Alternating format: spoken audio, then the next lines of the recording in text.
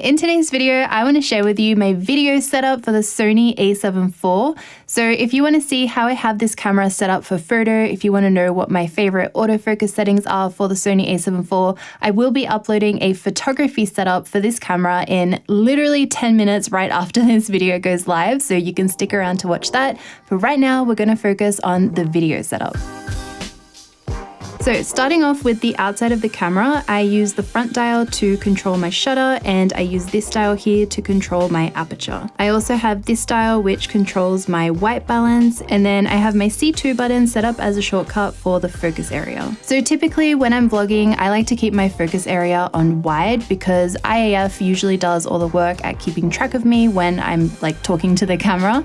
And then usually if I'm filming something that's not myself, then I like to use a small flexible focus point. Moving on to the back of the camera, I have my C3 button as my shortcut for audio record levels, which I use for every single video that I record. C1 switches between human, animal, and bird IAF.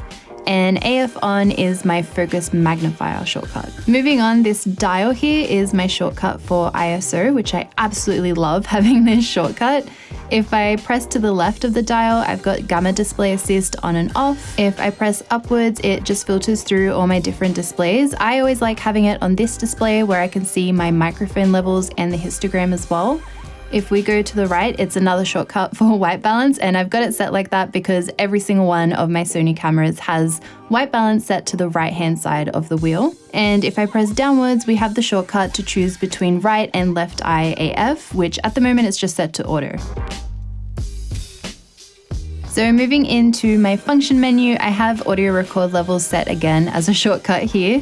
The next one I have is AF subject shift sensitivity, which if I'm filming a walking shot and it's just going to be me talking in the frame, I'll usually just leave it on locked on. But if I'm in a frame where I want to pan the camera around or I want more people to be in the frame, then I'll set it to responsive so the AF kind of switches between the subjects that are in the frame.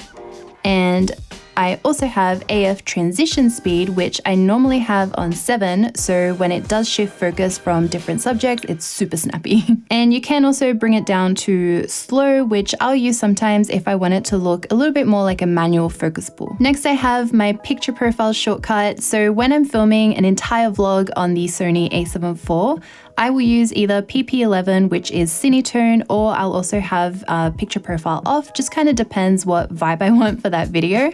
I do like Cinetone because of the way the colors look, and I can choose to leave it ungraded if I want, or I can do a little bit of grading to it if I want as well. If you want to see, I actually uploaded a vlog a couple of weeks ago that I filmed entirely on the A7IV in Cinetone, and I left it ungraded. So if you want to see what that looks like, I'll leave it linked down below. I also use picture profile 8, which is S-Log3, and I do this when I'm filming a little bit on the A7IV and it's going to be in a larger video that's filmed on another camera like the A7S III, and I do this so I can match the footage more seamlessly. Next, I have a shortcut for S35 crop, and I've got this for when I'm using a crop frame lens on my camera body, or if I want a bit of extra reach if I'm using a full frame lens. And finally, I've got my right and left eye select, which I use in conjunction with that other shortcut that I showed you. So I use that shortcut if I want to choose whether the camera will prioritize focusing on the right or the left eye.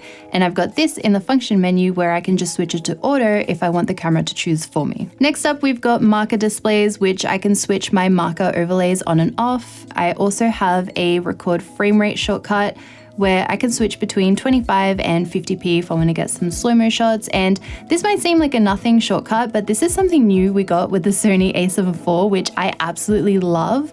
And I'm a little bit disappointed that my main video camera, the A7S III, which I'm using to film this video right now, and pretty much all the videos on my YouTube channel, doesn't have it. So I really hope they add that with a firmware update one day, because this is so handy. I also have gamma display assist, which I can switch on and off, which I use when I'm filming in S-Log3. The next shortcut I have in function is steady shot. So I usually always have this on. I can just quickly switch between standard and active stabilization, and I can also turn it off. I also have my focus map shortcut on and off. And the last one, which is grayed out because I currently have the Zeiss 50 1.4 attached to this camera, is a focus breathing compensation on and off shortcut. so those are all the shortcuts on the outside of the camera. Now let's head into the menu. So under image quality and file format, I film in XAVC Si4K, and to be able to film in this format, you do need an SDXC V90 or a CF Express Type A. So let's head down to media, and we're gonna go into record media settings. Here under video, I have it the same as photo, where I have simultaneous recording, where it saves the same video clip to both cards that are in my camera. Everything else we've covered in the shortcut, so let's head down all the way to the yellow menu, and I'm gonna go to display options, and here I've got my gamma display assist type to S-Log3. So when I turn on my gamma display assist shortcut, it will display the correct gamma. If we head one more down to power setting options, here I've got pretty much everything set to off. Auto monitor does not turn off, power save by monitor does not link, and this one, which will come out of the box as standard, the auto power off when the temperature gets too high if you film in 4K a lot. I've just switched this to high, and I still haven't gotten any heat temperature warnings from the A7IV yet. So that is it for my video setup of the Sony A7IV. I hope you found that helpful. Please check out my photography setup of the Sony A7IV as well. I'll leave it linked down below. I go through all my favorite focus settings when I'm taking photos. But as always, thank you so much for watching. I make new videos every single week to today, so I'll see you all next time. Bye.